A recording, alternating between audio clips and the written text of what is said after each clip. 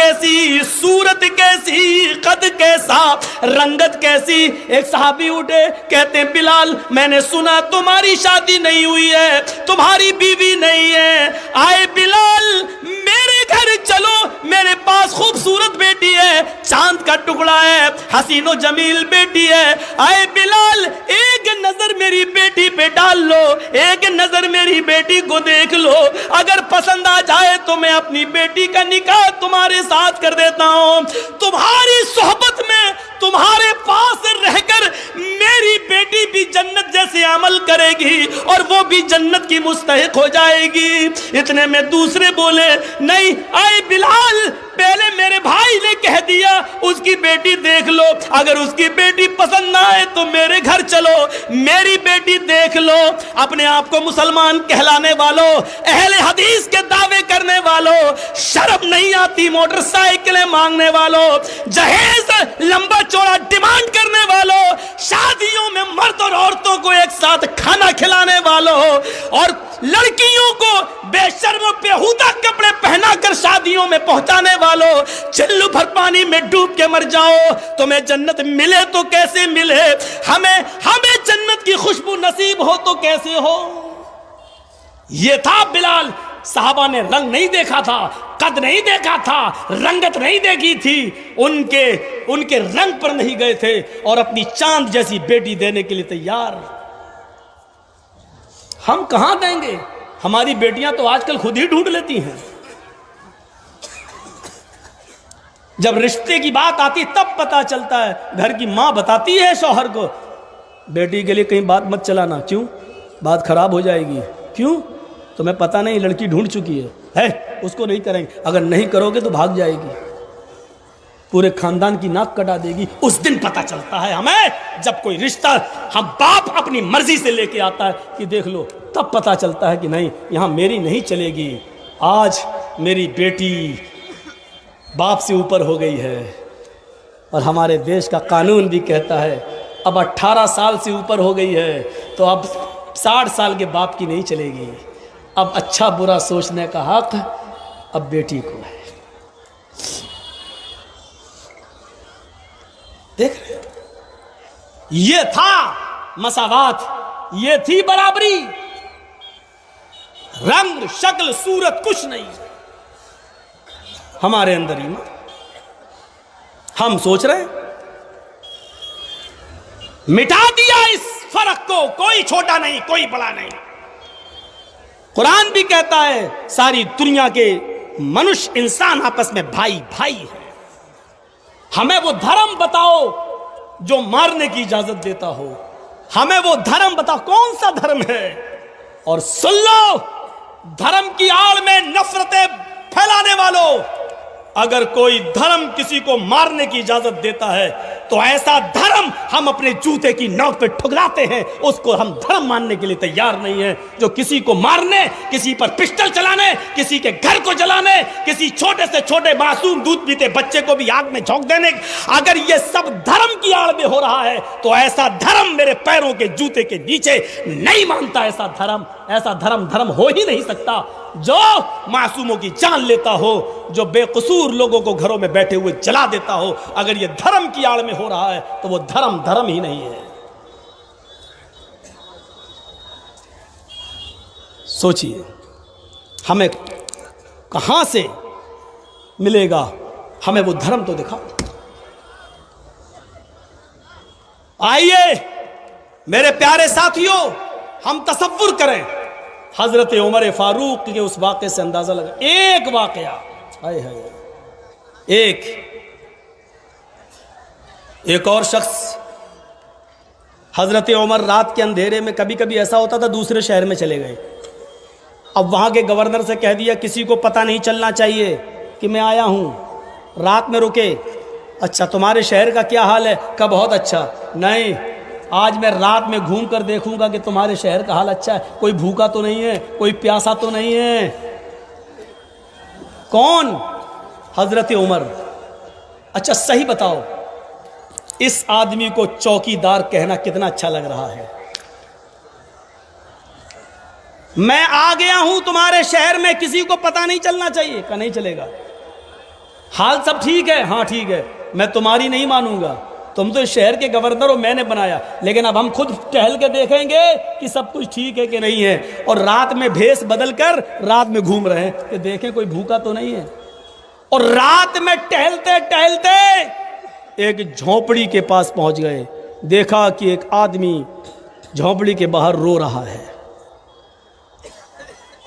उसके पास बैठ गए। उसने कहा कौन हो तुम? हज़रत उमर ने उसके साथ ऐसी प्लानिंग चली कि ये ना पता चले कि मैं अमीरुल मोमिनीन हूँ और ये अपना दुख भी बता दे। तो कहा कि जैसे तू परेशान मैं भी परेशान, तू अपने घर से परेशान मैं भी अपने घर से परेशान, मैंने सोचा तेरे पास बैठ जाऊँ, तुम मुझे अपनी दास्तान सुनाओ, मैं तुम्हें अपनी, ताकि दर्द हल्का हो जाए, दिल की भड़ास निकल जाए। उसने भी सोचा कि अच्छा है, एक से दो भले। कहने लगा मैं क्या बताऊं मेरे भाई, बहुत परेशान हूं मैं। कहा क्या है बोलो। कहा एक आदमी आता है, बहुत पावरफुल है, तंदुरुस्त है, और मुझे मेरे कमरे से, झोंपड़ी से कान पकड़ के बाहर निकाल देता है और फिर वो मेरी बीवी के साथ गंदा काम करता है। कब से आ रहा है? पूछो मत, 1 महीना 2 महीना हो चुका है। तुमने यहां के गवर्नर से शिकायत क्यों नहीं की? अरे नहीं, वो बहुत पावरफुल आदमी है, उसने जान से मारने की धमकी दी है। अच्छा, तो अभी इस शहर के गवर्नर को नहीं मालूम? कहा मैंने बताया नहीं। बहुत पावरफुल है, बहुत ऊंची पहुंच रखता है।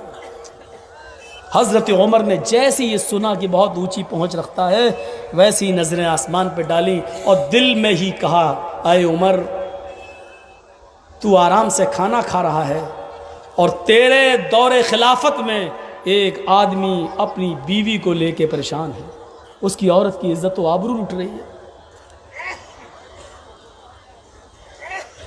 बहुत पावरफुल है। हाँ अच्छा ठीक है, अब कब आएगा? अब वो परसों आएगा, 1 दिन छोड़ कर आता है। सुनिए, बैठ जाओ भाई, एक तो तुम पीछे वालों को डिस्टर्ब करते हो यार। एक बार सेट कर लो जो करना हो। अब मैं भूल गया, यही होता है। अब वो कब आएगा? का 1 दिन छोड़कर आता है। अब वो कल नहीं आएगा, परसों आएगा। अच्छा ठीक है, अपनी बीवी से कह दो कि खाना बनाकर तैयार रखे। पहली चीज, अपनी बीवी से कह दो कि खाना बनाकर तैयार रखे। खाने से क्या ताल्लुक? कब मैं जो कह रहा हूं वो सुनो। अच्छा ठीक है, खाना बन गया, फिर बस परसों जब वो तुम्हारे पास आए और तुम्हें घर से बाहर निकाले तो तुम अपनी बीवी को बोल दो, परसों जब वो आएगा तो उसको इनकार नहीं करेगी और उसको अपनी आगोश में ले लेगी, प्यार भरी बातें करके उसको के दिल में अपनी जगह बना लेगी। और जब वो दोनों जिना के लिए तैयार हो जाएं तो तुम्हारी बीवी को ये बोल देना कि उस आदमी से ये कह देना कि देखो अब तो हम तुम रोज मिलने ही लगे हैं, तुम मेरे बगैर नहीं रह सकते, मैं तुम्हारे बिना नहीं, लेकिन ये चिराग की रोशनी में, उजाले में, रोशनी में ये काम मुझे अच्छा नहीं लगता। जो कुछ भी तुम्हें करना है तो चिराग बुझाकर करो, मैं तुम्हें दिलो जान से खुश कर दूंगी। बस इतना कह दे और चिराग बुझ गया, मैं बाहर से देख लूंगा, चिराग बुझ गया, उसके बाद बाकी सारा काम मेरे ऊपर। ये कौन सी नई मुसीबत खड़ी कर रहे हैं आप? का आप बेफिक्र रहो, ये 2 काम आप अपनी बीवी को ये समझा देना और खाना बनाकर तैयार हो। हजरत उमर 2 दिन तक वहीं रहे। 1 दिन गुजर गया, दूसरा दिन आता है, रात के अंधेरे में फिर पहुंच जाते हैं और उसी झोंपड़ी के पीछे छिप जाते हैं। जैसी रात का अंधेरा बहुत होता है और उसके आने का वक्त होता है, वो रात के अंधेरे में आता है, इस आदमी को यानी बीवी के शौहर को कान पकड़ के बाहर निकालता है जैसी उस आदमी को बाहर निकालता है, हट चल अब मैं आ गया हूं, भाग चल बाहर खड़े हो, अंदर घुस गया। अमीरुल मोमिनीन पीछे छिपे हुए हैं। अलबिदाया व नहाया अरबी, तारीख की किताब के अल्फाज ये हैं, जिसकी बीवी के साथ जिना करता था जो आदमी, उमर फारूक जिसकी मदद करने के लिए घर में गए, कान यहूदियन औ मजूसियन, वो आदमी या तो यहूदी था या मजूसी था, मुसलमान नहीं था, लेकिन मदद।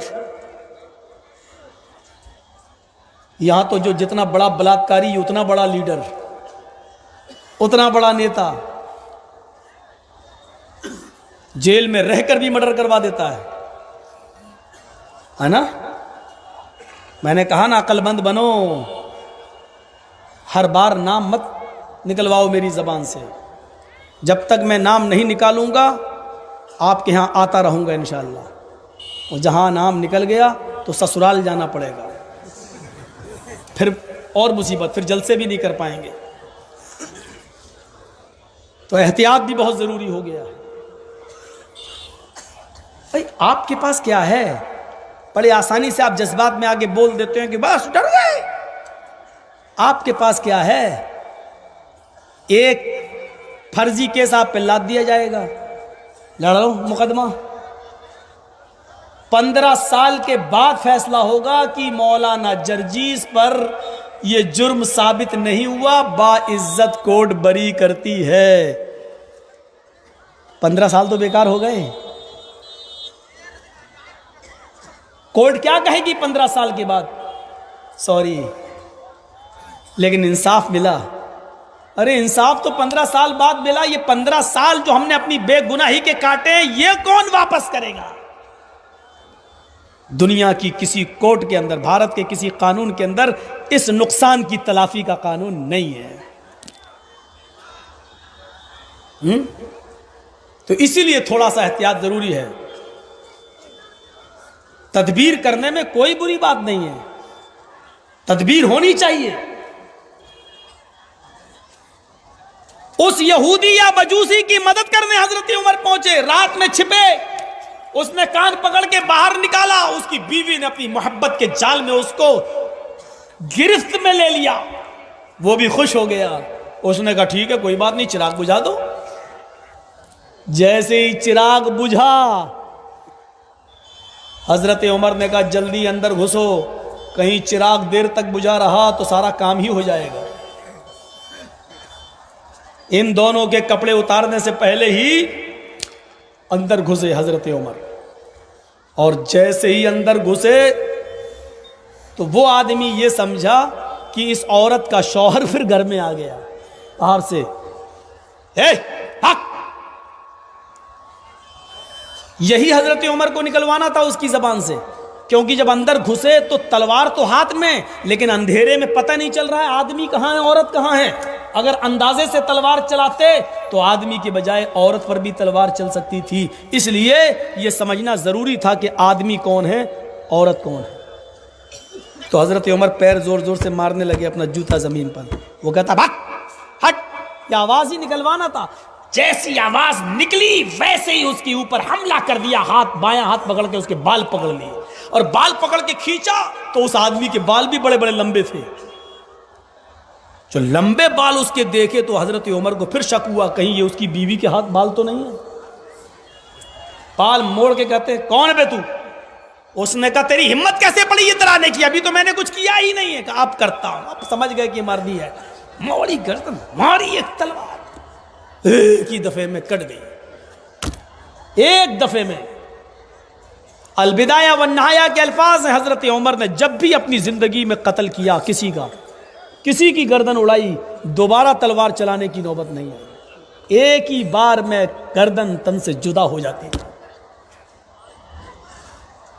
जैसे ही गर्दन तन से जुदा हुई, हजरत उमर ने आवाज लगाई मेरी बहन जल्दी से चिराग जलाओ। रोशनी की गई, चिराग जलाया गया। हजरत उमर ने बार बार उस खोपड़ी को देखा,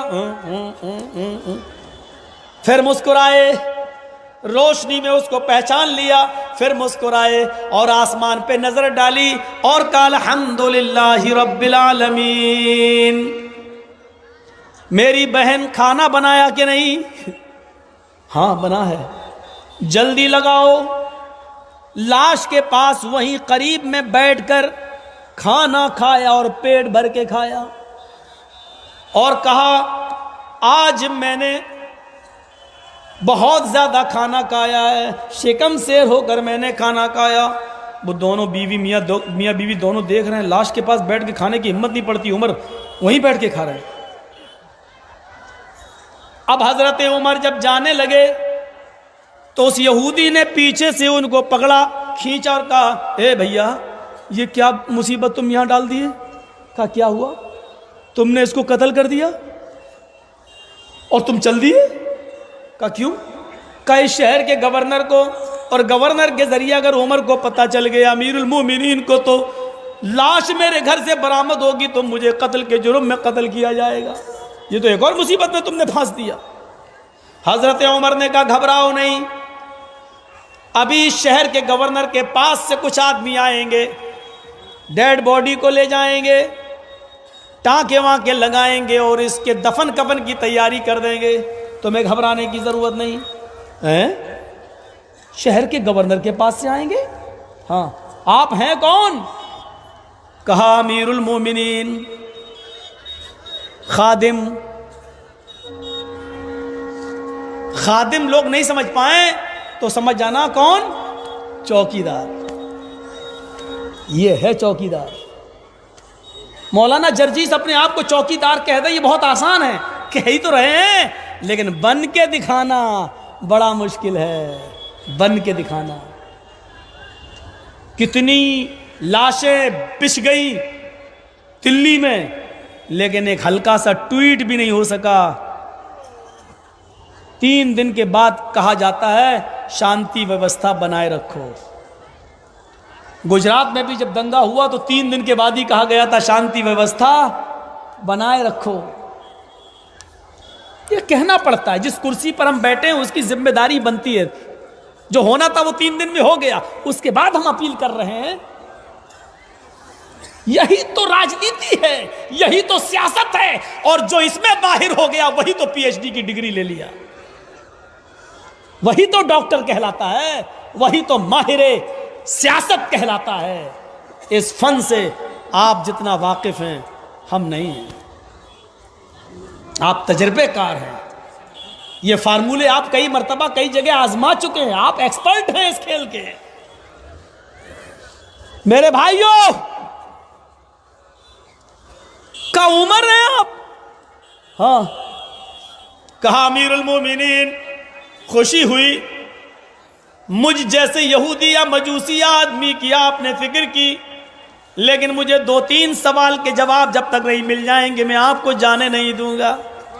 इतनी हिम्मत है किसी की? आज मौलाना जर्जीस इतना कह के देख लें, एक यहूदी उमर से कह रहा 2-3 सवाल के जवाब दीजिए फिर जाने दूंगा, और हजरत उमर वहीं बैठ गए। बोलो क्या सवाल है तुम्हारे? सुनने के लिए दिल भी होना चाहिए। गैर मुस्लिम की बात जो हमारी जेरे निगरानी में है उसकी बात को सुनने का भी हमें हक होना चाहिए, उसको भी कहने की आजादी होनी चाहिए। बोलो क्या बात? उसने कहा अमीरुल मोमिनीन, लाश देखकर इन्ना लिल्लाहि व इन्ना इलैहि राजिऊन पढ़ा जाता है, लेकिन आपने कटी हुई गर्दन देखी तो अल्हम्दुलिल्लाह रब्बिल आलमीन पढ़ा, ऐसा क्यों? दूसरा सवाल, आपने चिराग बुझाने के लिए क्यों कहा था? अंधेरे में तो तलवार चलाते वक्त खता भी हो सकती थी, इस आदमी की जगह मेरी बीवी भी कत्ल हो सकती थी। रोशनी होती तो आप जानी को आसानी से पहचान सकते थे और कत्ल कर सकते थे, लेकिन चिराग बुझाने को क्यों कहा था? और तीसरा सवाल, खाने से क्या ताल्लुक था? आपने कहा कि खाना बना कर रखना। हजरत उमर ने कहा खाना से ताल्लुक यह था कि जब तूने मुझे यह बताया कि मेरी बीवी के साथ 1-2 महीने से ये हो रहा है, तो मैंने नजरें आसमान पर डाली और मैंने कसम खाई है कि अल्लाह मैं उस वक्त तक खाने का लुक़मा अपने हलक के नीचे नहीं उतारूंगा, अपने मुंह में नहीं ले जाऊंगा, जब तक कि मैं इस यहूदी या मजूसी आदमी की बीवी को उस जालिम के शिकंजे से बचा नहीं लूंगा। ये उमर कितना बड़ा जालिम है, उसके दौरे खिलाफत में उस एक यहूदी की बीवी की इज्जत लूटी जा रही है और वो आराम से खाना खाए।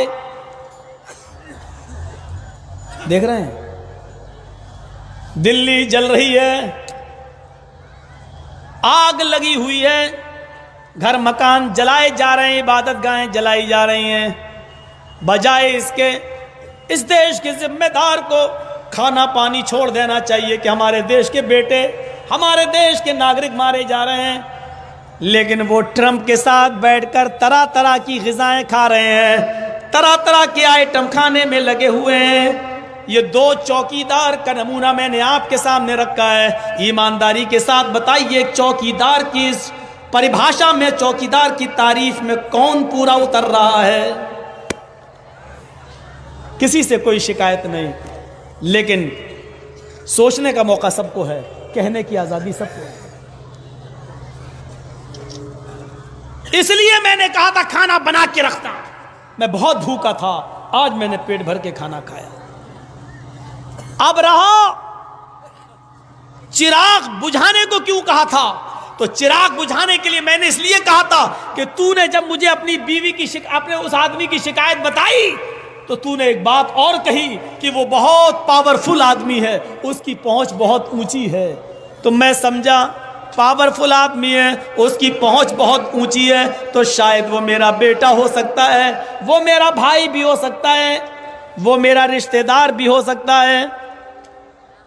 ऐसा काम कोई जिम्मेदार आदमी कर सकता है, या जिसको कानून का डर ना हो वही कर सकता है। इसलिए मैं चिराग बुझाने के लिए कहा था, क्योंकि अगर चिराग जल रहा होता और मैं घर में घुस जाता और मेरी नजर जिना करने वाले आदमी पर पड़ती, हो सकता था वो मेरा भाई होता, मेरा बेटा होता, या मेरा रिश्तेदार होता, और मेरी नजर अपने रिश्तेदार पर या बेटे भाई पर पड़ती तो मेरी तलवार की मार हल्की हो जाती, या पड़ती नहीं बल्कि उसको देखकर गुस्सा ठंडा हो जाता और मैं तुम्हें बुलाता, उसको भी बिठाता और माल रुपया पैसा दिरहम दीनार ले देकर मामले को रफा दफा करने की कोशिश करता। इसलिए मैंने चिराग बुझाने का हुक्म दिया कि अंधेरे में जब मैं मारूंगा तो मुझे पता ही नहीं चलेगा कि मैं किसकी गर्दन उड़ा रहा हूं। वो मेरा बेटा भी हो सकता था, मेरा भाई भी हो सकता था, मुझे नहीं मालूम। मैंने यही सोचकर उसकी गर्दन पे तलवार चलाई। फिर मैंने फौरन कहा कि चिराग जलाओ। मुझे फिक्र ये थी कि कटने वाला कहीं मेरा बेटा तो नहीं, मेरा भाई तो नहीं, मेरा रिश्तेदार तो नहीं। जब तुम्हारी बीवी चिराग जलाने लगी तो मैं अल्लाह से होठ हिलाकर ये दुआ कर रहा था, आय अल्लाह मेरी इज्जत व आबरू को रख लेना, आय अल्लाह ये उमर का बेटा ना हो, आय अल्लाह ये उमर का भाई ना हो, आय अल्लाह ये उमर का रिश्तेदार ना हो। जब मैंने चिराग की रोशनी में उसकी गर्दन को देखा तो मैंने देख लिया कि ये मेरा रिश्तेदार नहीं, मेरा भाई नहीं, मेरा बेटा नहीं, बल्कि गौर से देखा तो मैं इस नतीजे पे पहुंचा कि मरने वाला आदमी भी यहूदी ही है, वो भी तेरी कौम का है। जब वो कोई मेरा साथी नहीं रहा, इस पर मैंने अल्लाह का शुक्र अदा किया और कहा अल्हम्दुलिल्लाहि रब्बिल आलमीन। गैर मुस्लिम की एक औरत जिना की शिकार हो रही है, उसके लिए उमर फारूक 2 दिन रुक गए, बल्कि खाना छोड़ दिए, बल्कि उसकी हिफाजत के लिए और जानी और बलात्कारी और रेपिस्ट की गर्दन को उड़ाने के लिए उसके घर के पीछे, झोपड़ी के पीछे छिप गए और कत्ल का काम खुद हजरत उमर फारूक ने अंजाम दिया। मेरे भाइयों, ये थी इस्लामी मुआशरे में, इस्लामी मुल्कों में गैर मुस्लिमों की इज्जत व आबरू की हिफाजत। ये थी उनके साथ अदल व इंसाफ और उनकी जिंदगी की हिफाजत और उनके मालो दौलत और इज्जत व आबरू की हिफाजत। कैसा लग रहा है मंजर? हमें और आपको सोचना चाहिए।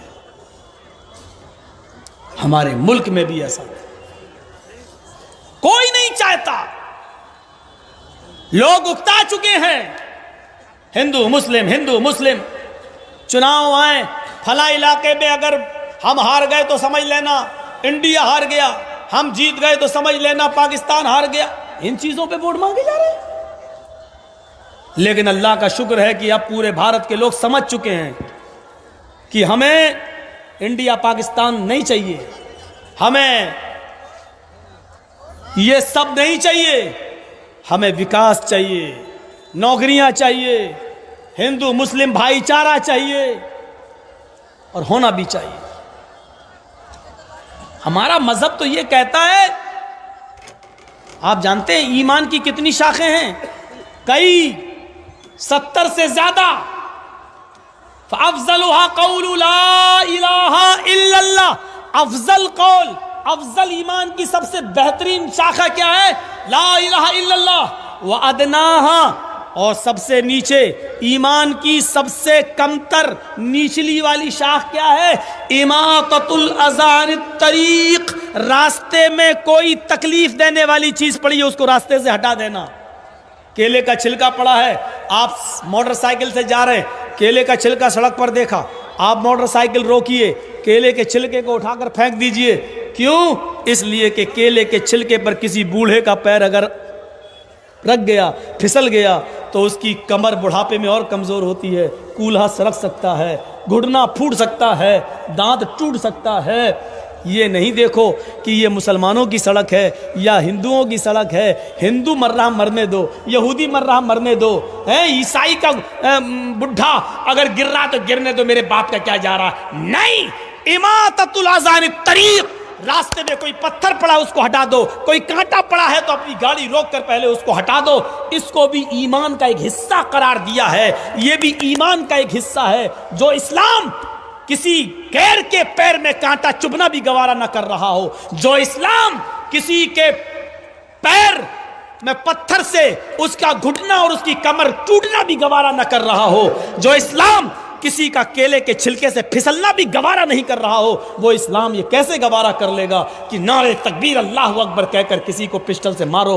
और 6 गोलियां उसकी छाती पे उतार दो और उसको कत्ल कर दो, मार डालो और समझो कि हमने बहुत बड़ा जिहाद कर लिया है। मेरे भाइयों, वो इस्लाम ये कैसे गवारा करेगा जो कांटा और कांटा चुभना भी किसी गैर के पैर में गवारा ना करता हो। यह है इस्लाम, यह है इस्लाम की शीतल छाया। ये और यही तो वजह थी कि इसी वजह से एक आज पता नहीं चल रहा है।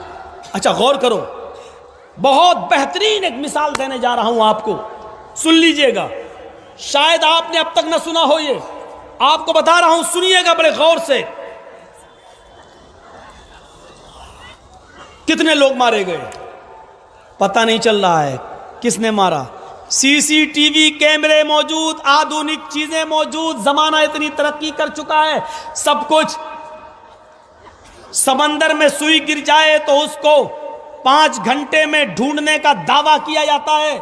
इतने बड़े आधुनिक और वैज्ञानिक दौर के अंदर कातिलों को ढूंढना बहुत मुश्किल काम नहीं। हजरत उमर फारूक के जमाने में, हजरत उमर फारूक के जमाने में एक घूर जानते हैं ना, मोहल्ले में जो कचड़ा होता है घर का, वो इकट्ठा करके एक घूर पे डाल दिया जाता है, एक जगह इकट्ठा करके फेंक दिया जाता था, उसको घूर कहा जाता है उर्दू में, घूर।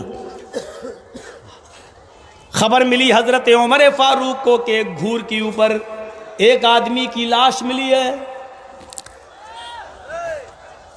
उमर फारूक की जासूस लग गए चारों तरफ, लेकिन कातिल नहीं पकड़ा गया। 1 साल का जमाना गुजर गया, कातिल नहीं पकड़ा गया। पूरा साल गुजर गया, कातिल नहीं पकड़ा गया। जबकि उस एक मकतूल के कातिल को ढूंढने के लिए उमर फारूक ने 1 साल के बाद भी हार नहीं मानी, बराबर नजर रखते रहे कि उस कातिल का पता चले, लेकिन कातिल का पता नहीं चल पा रहा है। 1 साल के बाद 1 साल के बाद उसी घूर के ऊपर एक छोटा सा 1 दिन का या फौरन ही पैदा होने वाला बच्चा उसी घूर के ऊपर रोते हुए मिल गया। आ रो रहा है। उमर फारूक की पुलिस पहले ही से पता लगाना चाहती थी और उस घूर के इर्द गिर्द हर वक्त रहती थी। उस घूर के पास इस छोटे से बच्चे को रोते हुए देखा, फौरन उस बच्चे को उठाया। हजरत उमर फारूक को इसकी इतला दी गई। हजरत उमर फारूक मौके वारदात पे आए, उस घूर के पास आए और उस बच्चे को आपने अपनी गोद में लिया और अपनी पुलिस वालों से कहा, अब कातिल मिल जाएगा। देख रहे हैं आप, जिम्मेदार आदमी अपनी जिम्मेदारी का एहसास किस तरीके से लोगों को दिला रहा है। इस बच्चे की वजह से अब कातिल मिल जाएगा, अब खामोश रहना, अब देखो मैं कातिल का पता कैसे लगाता हूं। उसी घूर के 1-2 मील की दूरी पर एक गरीब औरत को ढूंढा, बहुत गरीब थी। उस औरत के हाथ में इस बच्चे को दिया हजरत उमर ने और चुपके से उसके कान में कहा, आए औरत, इस बच्चे को तू परवरिश कर, इसको खिला पिला, इसको परवान चढ़ा, तुझे सारा खर्चा बैतुल माल से मिलेगा, वक्त पर तेरे पास खर्चा पहुंचेगा। लेकिन इस बात की पर नजर रखना कि कोई भी औरत जब ये बच्चा थोड़ा सा बड़ा होगा, 1-2 साल का होगा, तो ये देखना कि इस बच्चे से कौन ज्यादा मिल रहा है, इस बच्चे को कौन ज्यादा खिला रहा है, इस बच्चे को कौन सीने से लगा रहा है, कौन इस बच्चे को लेकर अपने घर जाता है और ज्यादातर इस बच्चे के साथ वो रहता है। वो बच्चा जब 3 साल का हो गया तो उसी मोहल्ले की एक औरत उस बच्चे को ले जाती थी सुबह और शाम को तक खिलाती थी, पिलाती थी और उस औरत के पास छोड़ देती थी। दूसरे दिन फिर ले जाती थी, फिर छोड़ देती थी। उस औरत ने जिसके पास उमर ने इस बच्चे को रखा था, हजरत उमर फारूक तक खबर पहुंचाई कि ऐसी औरत मिल गई। हजरत उमर फारूक फौरन आते हैं, उस वक्त पहुंचते हैं कि जब ये औरत इस बच्चे को खिला रही थी, उसके घर जाते हैं और उसके माँ बाप से कहते हैं, अब तुम अलग हट जाओ, इस औरत को मेरे हवाले करो। उसके घर में बैठ गए, उसके सामने बैठकर कहते हैं, अब ईमानदारी के साथ बता, इस बच्चे से तेरा क्या रिश्ता है। पहले तो दाएं बाएं करती रही, नहीं। हजरत उमर फारूक ने कहा, मोहल्ले की और भी तो औरतें हैं, लेकिन इतना तो कोई इस बच्चे को नहीं खिलाती, सच बता वरना तुझे ऐसे दुर्रे लगाए जाएंगे। कहती अमीरुल मोमिनीन, मेरी बात